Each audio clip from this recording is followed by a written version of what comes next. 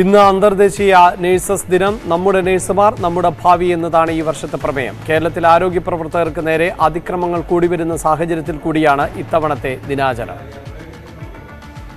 കഴിഞ്ഞ ഒരു വർഷം മാത്രം കേരളത്തിൽ പലതരത്തിലുള്ള അതിക്രമങ്ങൾക്കിരയായത് 118 ആരോഗ്യ പ്രവർത്തകരാണ്. ജീവൻ രക്ഷിക്കാൻ പാടുപെടുന്നവരുടെ ജീവനെടുക്കുന്ന സാഹചര്യം കൂടുതൽ വഷളായതേയുള്ളൂ ഇപ്പോൾ. ചികിത്സക്കെത്തുന്നവരുടെ ബന്ധുക്കളോ ചിലപ്പോൾ രോഗി തന്നെയോ എപ്പോൾ വേണമെങ്കിലും പ്രകോപിതരായി ആക്രമണം അഴിച്ചുവിടാം. സാംക്രമിക രോഗങ്ങളടക്കം ഗുരുതര രോഗമുള്ളവരെ വരെ വേണ്ടത്ര സുരക്ഷയില്ലാതെ പരിശോധിക്കുകയും പരിചരിക്കുകയും ചെയ്യേണ്ടി വരുന്നവരാണ് നഴ്സുമാർ. നഴ്സുമാരടക്കം എത്ര ആരോഗ്യ പ്രവർത്തകരാണ് കോവിഡ് കാലത്ത് ജോലിക്കിടെ രോഗബാധിതരായത്? എത്ര പേർക്കാണ് ജീവൻ നഷ്ടമായത്?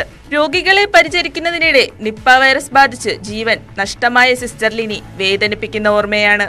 ലോകമെങ്ങും തൊഴിലാളികൾക്ക് 8 മണിക്കൂർ ജോലി സമയം നിജപ്പെടുത്തി കാലമേറെ കഴിഞ്ഞിട്ടും 12 മണിക്കൂറിലേറെ വിശ്രമമില്ലാതെ ജോലി ചെയ്യേണ്ടി വരുന്നവരാണ് നഴ്സുമാർ. എന്നിട്ടും മാന്യമായ വേതനത്തിനായി എത്ര സമരങ്ങളാണ് നടന്നത്?